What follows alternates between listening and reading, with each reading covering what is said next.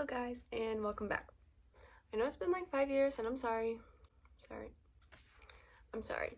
We're going to be talking about the 2024 movies that I've seen so far. There are 8 of them, and some of them were really good, and some of them were like genuinely horrible, so we're going to be talking about all of them. If you guys really like movies, go and follow my Letterboxd. I'll link it down below, but it's basically just like an app/website. You can open it on a phone or a computer, but you can rate movies, you can like write reviews for them, and you can just keep track of like the ones you've seen, the ones you're watching. Like, it doesn't have to be new movies, it can be old movies too. Like, I have a list of all my favorite movies, all the Marvel movies, and like my ranking, and just little things like that. But if you actually like movies and are interested in going and see that, go follow my Letterboxd. Anyways, naturally we're going to be starting with my number 8 spot, which is Argyle. I feel like some people are going to be surprised that this is my number 8 movie for the year so far, but it like genuinely was so bad.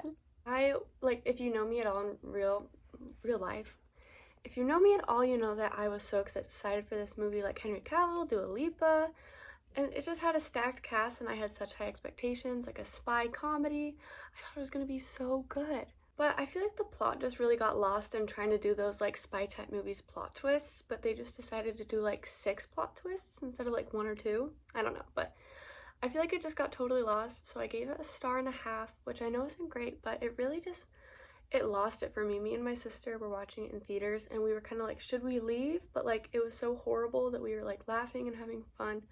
So we stayed for the whole thing, but it genuinely just like had no direction, and I was really lost the entire time. And if you guys actually watched it, you know that like ice skating scene was like actually laughable. Like, it was so bad. And then she turned into a super soldier. I don't even know, but there was no direction, no plot. Whoever directed that movie doesn't understand how a movie is supposed to go. I swear that no one ever like texts or calls me unless I start to film. Like, I don't know. Anyways, going to my number 7 spot is Madam Web.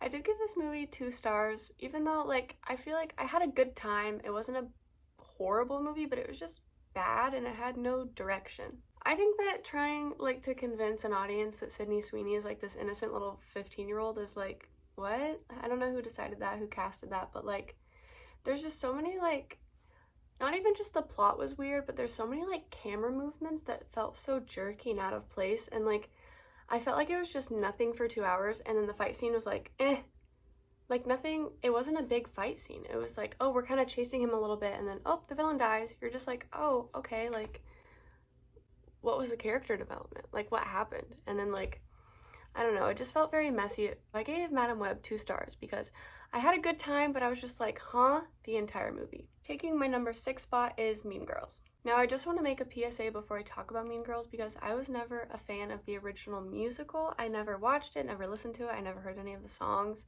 So I went in blindly just knowing that this Mean Girls movie was a musical, but not knowing any of the backstory behind it. But I love the original Mean Girls movie. I think it's such like a girl's girl movie. It's so funny, so comedic, and they did everything right with that one, so I was excited to see what they were doing with the new one. So I know a lot of people have beef with this movie because like the songs aren't good, and the main girl who plays Katie Angourie Rice like wasn't a good singer, but I don't know, it didn't ruin the movie for me. I just felt like it wasn't that bad. Like, a main song that a lot of people have a problem with is Stupid with Love, but I actually like Angourie's version better than the musical. But again, I heard all the musical songs from the movie, not the original musical first, so that's what like in my brain is normal or original. So then listening to the musical, I was like, this is kind of funky. But Renee Rapp was so good as Regina. I think like she was born to play that role, and she did it so well. And I also loved the girl that played Karen, and her rendition of Sexy was, in my opinion, better than the musical version. But yeah, I gave this movie 3 stars because I had a good time, but I'm so sorry, but Christopher Briney is not Aaron Samuels in my mind at all. Okay. Aaron Samuels is supposed to be this hot like jock who's like on the football team or whatever, but it just wasn't working for me. Maybe it was the haircut, but I don't know. So this movie was just 3 stars, and that's that. Okay. Another thing that happens when I try to film is the train always comes by. I live like right behind a train track. The train tracks. I live behind where a train goes, and it's so like loud and shakes the whole house, and it always goes by right when I start to film something. Also, a little disclaimer before I talk about this next movie, which is taking the number 5 spot. I got like a mild concussion last week, but it wasn't like, I didn't know that it was bad until like a couple days later because it started getting like my headaches and like all the symptoms started getting a lot worse. So the day after I hit my head, I bent down and hit a table also, but the day after I hit my head, I went and saw Kung Fu Panda 4 in theaters, but I had to leave because it started hurting my head so badly with like how loud and bright it was. So I saw the first like hour and 10 minutes and I had to leave, so I'm seeing the rest of it today. So I'll update you guys on how I think, but this is how I rated it for the hour and 10 minutes that I saw. A lot of people don't like this movie. That's what I'll start with. A lot of people don't like this movie, but maybe it was just the headache and me not being able to think straight, but I actually like had a fun time watching this movie. I feel like Jack Black is just a national treasure, and him and the Kung Fu Panda movies are always so funny, so I had a good time. And I don't have a problem with Awkwafina. I know a lot of people have a problem with her. I don't remember the girl's name, Jen, the wolf who Awkwafina played, but I really liked it. It had a plot twist. Again, I'm not going to blame everything on the concussion, but it had a plot twist that actually made me gasp out loud. Like, I was not expecting it. And then I talked to other people and they're like, you didn't see that coming? No, I did not. So I gasped really loudly, but my favorite part of the movie that I saw was Ke-Hu Kwan being in it. And his voice is just adorable and I love him. And also the chase scene in like the village to a rendition of Crazy Train.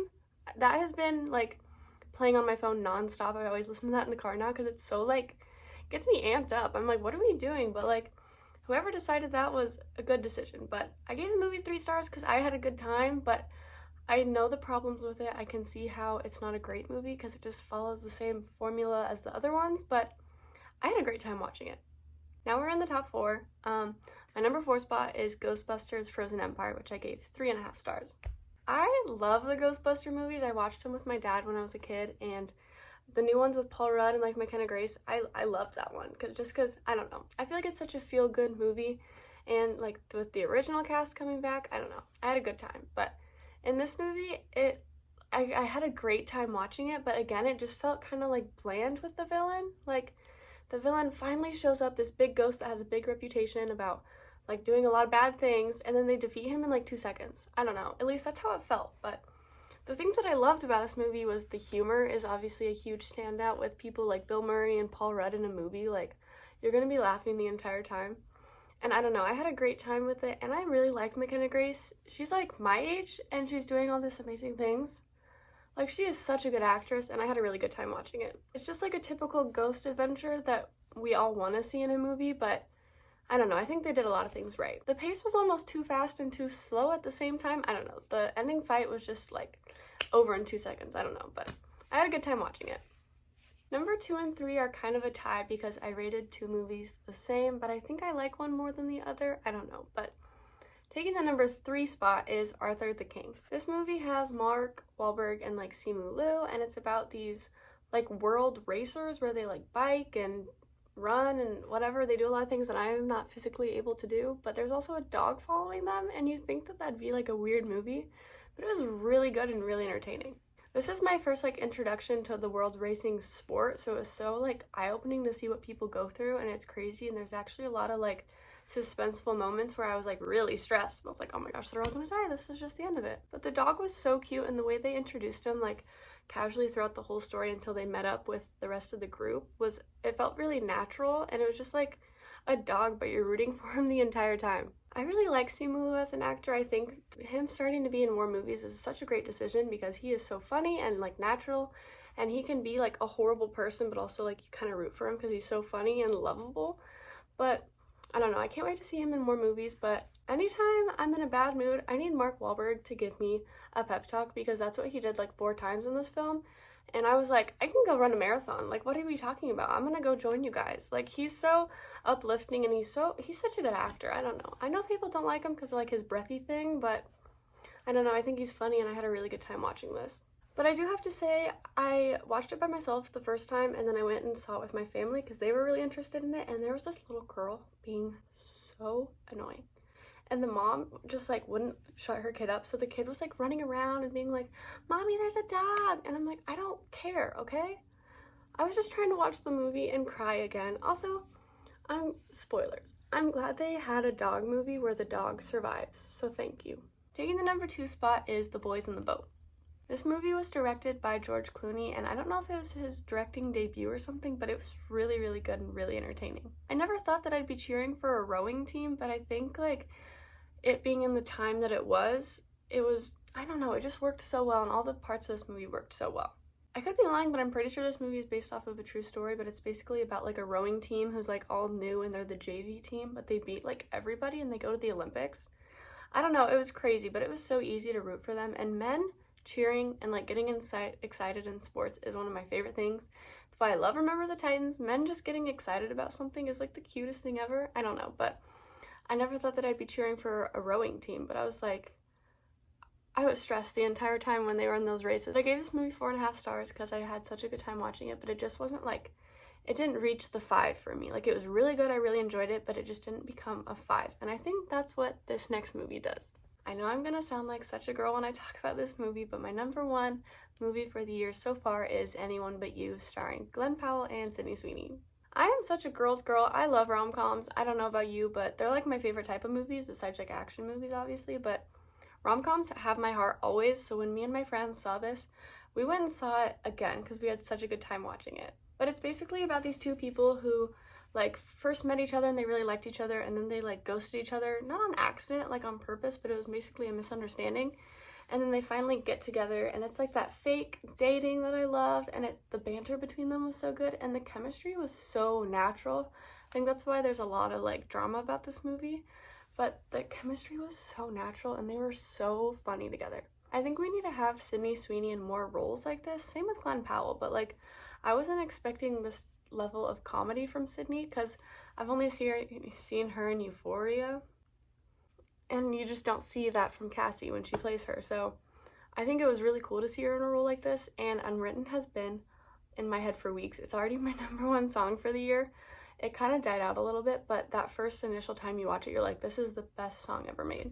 And I listened to it on repeat. But I'm so glad they were able to make a movie more like the like Renaissance part of rom-coms when it was the best in like the 90s, 2000s era, because they captured it so well, and it reminded me of all those ones that I love, like How to Lose a Guy in 10 Days and The Proposal. It just reminded me of those feel-good rom-com movies where you know they hate each other, but you're rooting for them the entire time, and then you just start to see them fall in love with each other, and it's just so good. So I rated this movie 5 stars, which isn't a big deal for me, but I don't rate a lot of movies 5 stars, but there was never a time I was bored during this movie. I was entertained the entire time, and I just think they did so many things right, and that's why it's number one. So that is all the movies that I've seen so far this year. It's only 8 of them, but I'm planning on seeing a lot more. I'm most anticipating probably Deadpool and Wolverine. I am so excited for that movie. I love Ryan Reynolds. I'm so glad they're bringing Hugh Jackman back, but I'm also excited for like so many other movies. The Challengers with Zendaya and like Beetlejuice 2. There's so many ones that I'm very highly anticipating to watch. I know The Challengers come out this month, so I'll probably talk about that soon, but those are all the movies I've seen so far, and I can't wait to watch the rest.